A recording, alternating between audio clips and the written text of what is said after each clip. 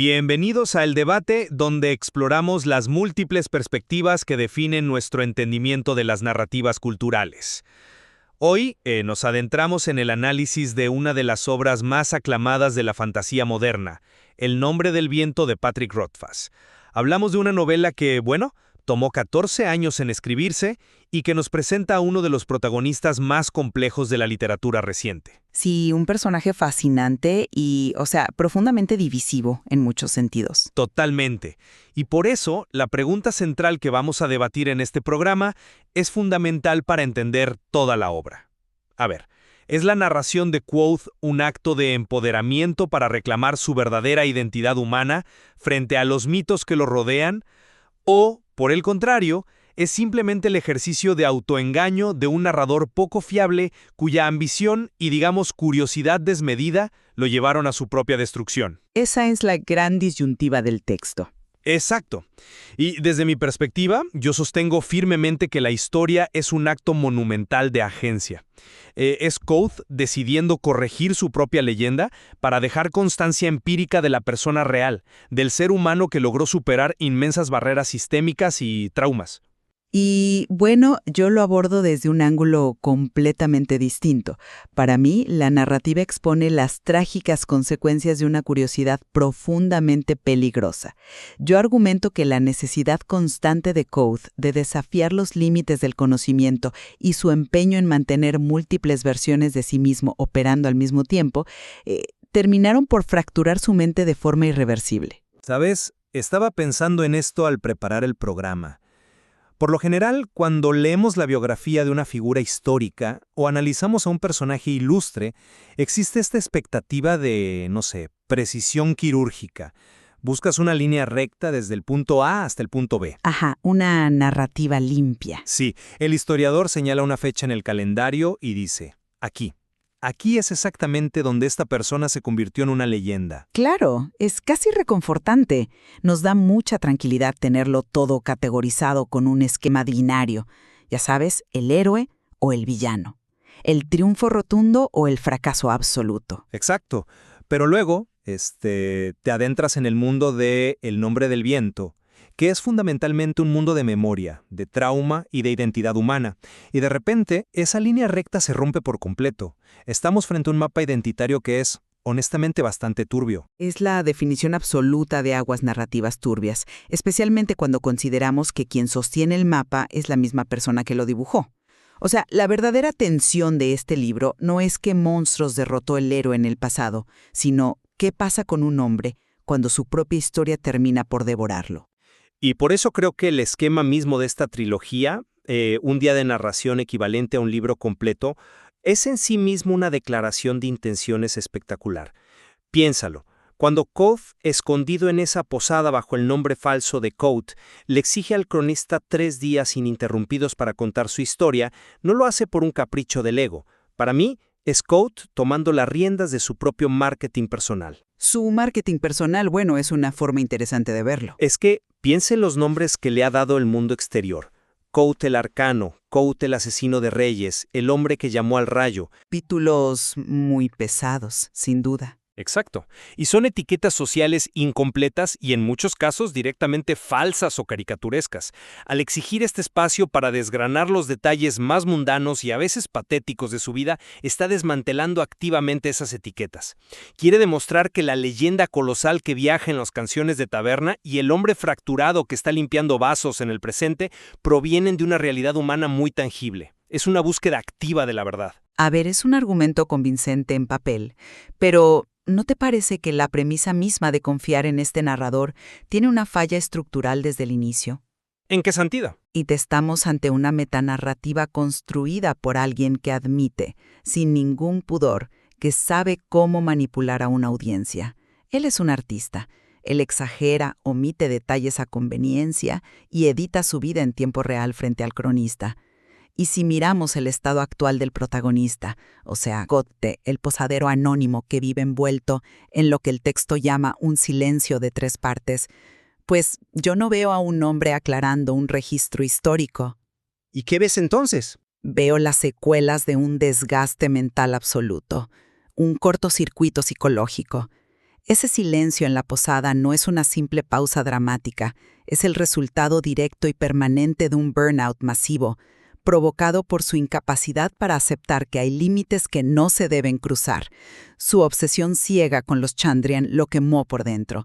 Lo que estamos presenciando no es a alguien recuperando su nombre, sino a alguien escondiéndosele las consecuencias catastróficas de sus propios actos. Pues tengo que admitir que la imagen del posadero envuelto en el silencio siempre me ha parecido devastadora, y entiendo por qué la interpretas como un síntoma clínico de un colapso. Pero déjame darte una perspectiva distinta sobre esa identidad de Koth, porque creo que la clave de todo esto está en el origen de su trauma. Quiero poner sobre la mesa el concepto de la disociación adaptativa. A ver, explícame cómo funciona eso en este contexto particular. Para entender la mente de Koth, hay que ir al momento fundacional de su dolor, cuando su familia, la compañía de artistas itinerantes Edema-Ru, es masacrada. Él tiene apenas 11 años y termina solo en Tarbién, que es básicamente el infierno urbano absoluto. Es un niño enfrentándose a la pobreza extrema, la brutalidad física de las calles y un duelo inimaginable. ¿Y qué hace para sobrevivir? Hace algo que te rompe el corazón. Esconde el laúd de su padre. Sí, lo esconde en los tejados. Y deja de tocar música durante años. Piensa en el mecanismo psicológico detrás de eso. Apagar esa parte esencial de su ser, su música, fue una herramienta de supervivencia visceral. Si tocaba el laúd, recordaría a sus padres, sentiría el duelo, y el dolor lo habría destrozado por completo. Su mente se dividió para protegerlo. Y yo argumento que la identidad actual de Koth en la posada es exactamente el mismo mecanismo, una disociación adaptativa. Entiendo. Es un refugio temporal, un escudo necesario ante un mundo que ahora es hostil hacia él. Pero no es una derrota definitiva, es supervivencia pura. Fíjate que entiendo perfectamente la analogía, pero hay un punto donde se quiebra para mí. ¿Ah, sí? Sí, o sea, esconder el laúd en los tejados de Tarbián fue efectivamente la táctica desesperada de un niño traumatizado, y funcionó como un mecanismo adaptativo en ese momento específico porque le permitió mantenerse vivo, no volverse loco por el dolor y eventualmente recordar las enseñanzas de su maestro para fijarse el objetivo de llegar a la universidad. Pero esconder su identidad ahora, convertirse permanentemente en Koth, es otra historia. Pero, ¿por qué lo ves distinto si el principio psicológico de protección es el mismo? Porque el refugio se convirtió en una prisión. Piensa en un hueso roto. En Tarbián, la disociación fue como ponerle un yeso al hueso para que no se astillara más. Te protege. Pero ¿qué pasa si nunca te quitas el yeso? Se atrofia el músculo. Exacto. El músculo se atrofia de forma permanente. La disociación dejó de ser adaptativa y se volvió patológica. En Tarbián, él dejó de tocar el laúd, pero mantuvo su mente aguda, ágil. En la posada, sus manos ya no parecen las de un músico ni las de un mago. Falla al intentar hacer magia básica, se deja golpear por soldados comunes. Ha aislado permanentemente sus habilidades. Ese yeso lo está atrofiando para siempre. Es una observación fascinante, la verdad, pero diría que asume que el silencio en la posada es una condición estática. Y el mero hecho de que haya accedido a contar su historia durante 3 días demuestra que está intentando romper el yeso, por usar tu metáfora. Está empezando a rehabilitar el músculo.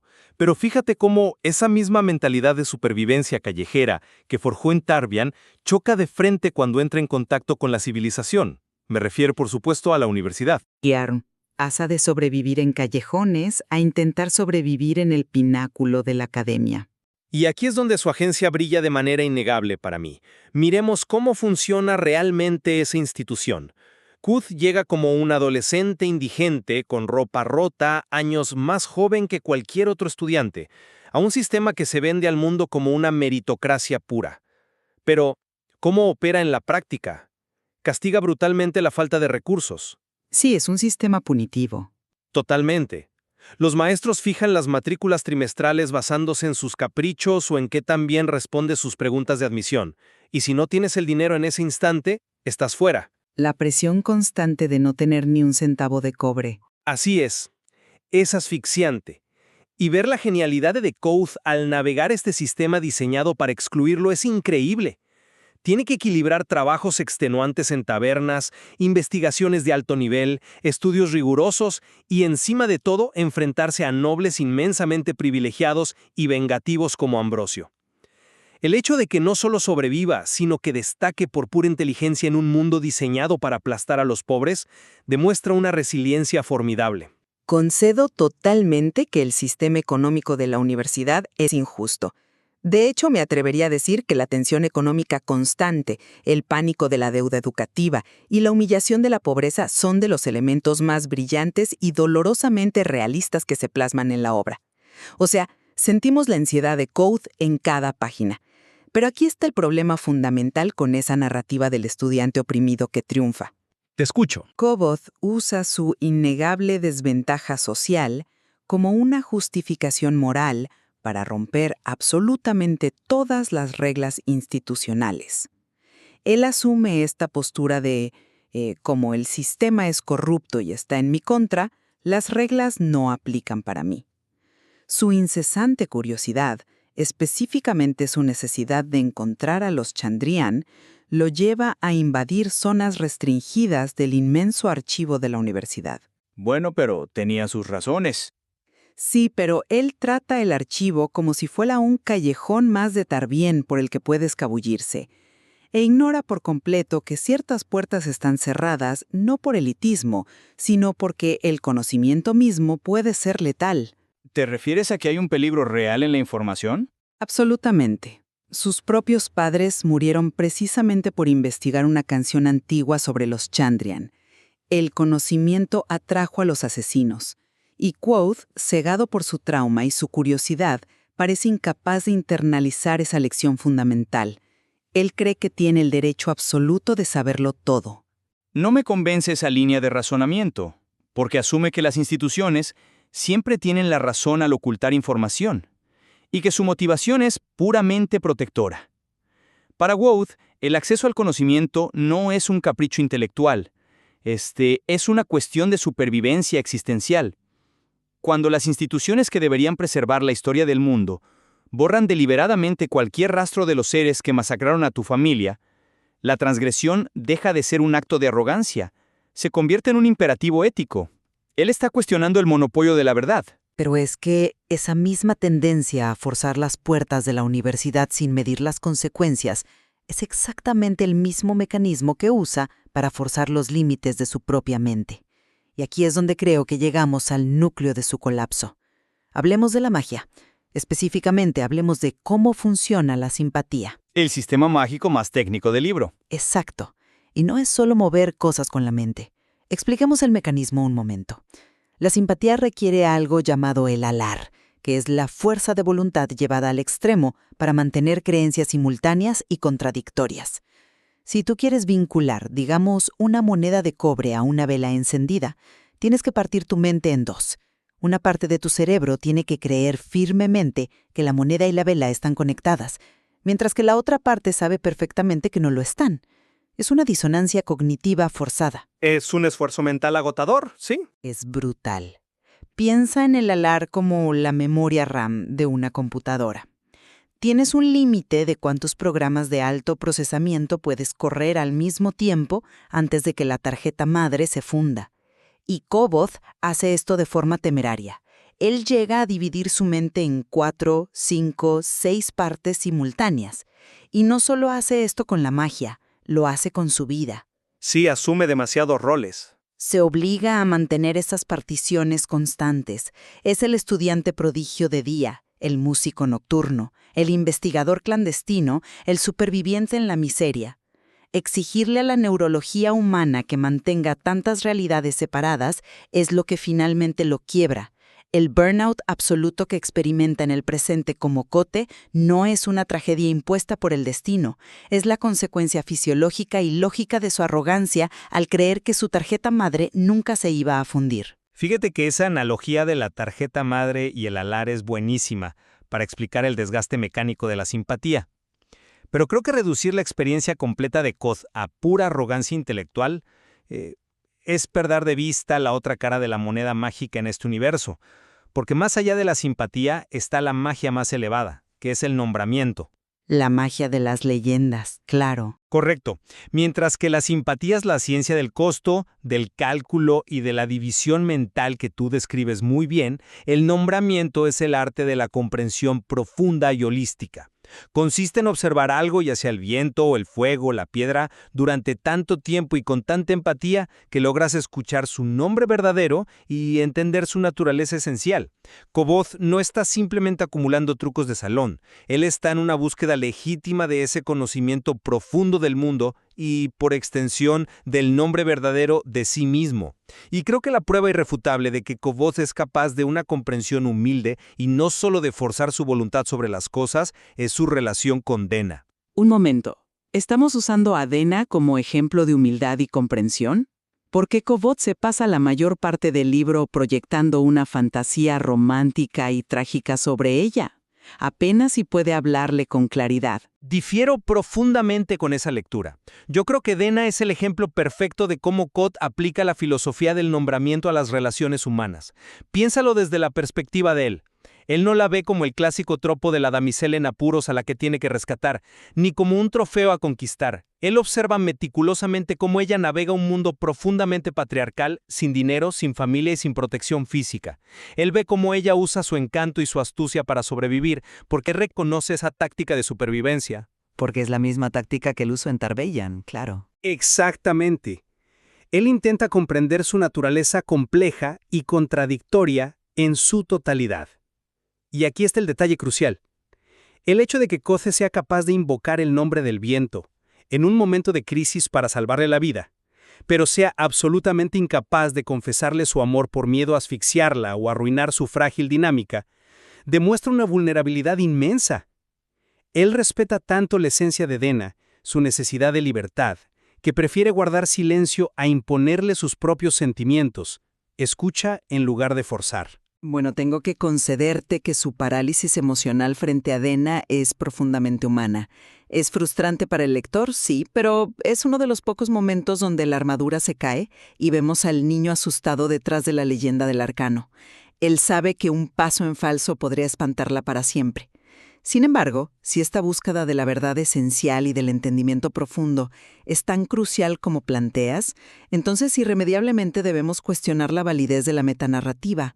Tengo que admitir que siempre he sentido que tu enfoque en la metanarrativa es un poco cínico. O sea, ¿por qué dudaríamos de la validez emocional de lo que nos está contando? Porque Coben nos presenta 3 niveles de narración simultáneos, y en todos ellos él tiene el control absoluto. Piénsalo estructuralmente. Tenemos al narrador omnisciente en la posada que describe el entorno, tenemos al Cove adulto dictándole la historia al cronista, seleccionando qué decir y qué callar, y tenemos al Cove joven viviendo los hechos. Sí, es una estructura de cajas chinas. Y Covet es un manipulador hiperconsciente del poder de las historias. Él nos está entregando una versión curada de su vida. Y volviendo a ese tercer nivel, al silencio de alguien que espera en la posada, ese silencio es tan denso porque es el peso de un hombre atormentado por una culpa monumental. Pero ¿culpa por qué? Exactamente. Porque él sabe que su leyenda es una farsa que se le fue de las manos. Sabe que sus actos, impulsados por esa curiosidad sin frenos de la que hablábamos, tuvieron un precio demasiado alto, probablemente para las personas que más amaba. Él mismo, con sus acciones y sus mentiras, creó al asesino de reyes. Él forjó al arcano, y esas mismas construcciones terminaron por aplastarlo. La historia que le cuenta el cronista no es un acto de empoderamiento, es un intento desesperado, casi patético, por justificar un desastre de proporciones épicas que él mismo provocó. Entiendo la mecánica de tu argumento, pero la tensión incesante entre la memoria, la justificación y la leyenda es exactamente el propósito de contar la historia en primer lugar. Kobót no está buscando una absolución ciega por parte del cronista ni de nosotros, los lectores. Piensa en esto, si su único objetivo fuera manipularnos para quedar como el héroe perfecto, un mártir intachable, ¿por qué relataría sus momentos de mayor miseria? Bueno, para generar simpatía. Pero va mucho más allá de la simpatía, él expone sus errores más catastróficos. Nos cuenta sobre el síndrome del impostor que lo carcome cada noche en la universidad. Nos detalla su patética y a veces ridícula incapacidad para comunicarse con Dena. No oculta su arrogancia adolescente. Al estructurar la historia de esta manera, Exponiendo la carne viva bajo la armadura del mito, lo que busca es dejar un registro empírico de su humanidad. Ajá. Quiere demostrar cómo la curiosidad peligrosa, el amor imposible, la pobreza extrema y un talento genuinamente extraordinario lograron coexistir dentro de una sola persona imperfecta. Y en un mundo que ya decidió quién eres, tomar el control de las palabras que te definen es el acto de magia más poderoso de todos. Es reclamar tu humanidad frente al mito. Pues reclamar tu humanidad a través de un monólogo ininterrumpido de 3 días mientras te escondes bajo un delantal manchado de cantinero me parece como mínimo una victoria pírrica. Pero entiendo perfectamente hacia dónde apuntas. Al final del día, el texto es brillante porque nos arrincona en esa posición incómoda de decidir qué versión de la verdad estamos dispuestos a comprar. Totalmente de acuerdo, y creo que con eso podemos empezar a perfilar nuestras conclusiones sobre la obra. Para mí, la posición es clara después de analizar estas capas. El nombre del viento trasciende la estructura de la fantasía tradicional para convertirse en un testamento deslumbrante a la resistencia humana. Nos demuestra que el acto de narrar, de sentarte a contar tu propia historia, con todas sus fallas frente a un mundo que impone nombres falsos y levanta barreras sistémicas insuperables, es en sí mismo el acto supremo de agencia y supervivencia. Y desde mi lado de la mesa concluyo que la obra brilla de una manera completamente distinta. Para mí, es un estudio magistral, oscuro y profundamente psicológico sobre la tragedia de la sobreexigencia mental. Es una advertencia sobre los peligros de una curiosidad sin restricciones. Rothfuss nos muestra, evaluando cada engranaje mental, cómo un individuo puede tener la astucia para sobrevivir a la indigencia y el talento para superar a sus peores enemigos, solo para terminar siendo irremediablemente destruido por el peso aplastante de su propio mito. Sin embargo, a pesar de estas lecturas que parecen estar en los extremos opuestos del espectro, creo que hay un punto de convergencia innegable entre nosotros. Ambos coincidimos en que la verdadera genialidad de este texto radica en lo que le exige a su audiencia. No te permite ser un lector pasivo que simplemente absorbe una trama lineal. Exactamente. Te obliga a participar activamente, a cuestionar en cada capítulo, en cada anécdota, la fiabilidad de las palabras que estás leyendo. Te hace dudar sobre la naturaleza misma de cómo construimos y validamos el conocimiento. Es un libro que requiere trabajo intelectual de tu parte. Y francamente, esa rica ambigüedad, esa tensión vibrante que nunca se resuelve entre el hombre roto que sirve cerveza y el mito todopoderoso que cabalga en las canciones, es la respuesta a un fenómeno cultural gigantesco. ¿A qué te refieres? ¿A por qué millones de lectores han estado dispuestos a soportar un silencio de más de 12 años esperando pacientemente la publicación de Las Puertas de Piedra? Porque, en el fondo, sabemos que el rompecabezas está deliberadamente incompleto, y la incertidumbre que genera ese espacio en blanco es absolutamente fascinante. Es un gran punto. Y volviendo a lo que comentábamos al inicio del programa, sobre esa necesidad humana que tenemos de encontrar líneas rectas, diagnósticos claros y radiografías perfectas cuando analizamos la vida de alguien, la cruda realidad es que cuando miras de cerca, el hueso humano nunca sana con una línea perfectamente recta. Queda la calcificación, queda el bulto de la cicatriz y queda una historia celular mucho más compleja debajo de la piel. Nos aferramos desesperadamente a la idea de un diagnóstico limpio y ordenado, pero la mente humana, el trauma y la memoria son cualquier cosa menos limpios. Tal vez, al final de todo este viaje, el mayor truco de magia que nos enseña Quoth no sea la ciencia de la simpatía ni el antiguo arte de nombrar al viento. Tal vez su mayor hazaña sea obligarnos a aceptar que la verdad fundamental sobre quiénes somos rara vez se encuentra iluminada en los grandes titulares de nuestros éxitos. Casi siempre está escondida en las sombras de nuestros fracasos, en los errores que nos negamos a admitir y sobre todo en esos silencios incómodos y pesados que dejamos caer entre una historia y la siguiente. Los dejamos con esa idea resonando. Gracias por acompañarnos y hasta la próxima entrega.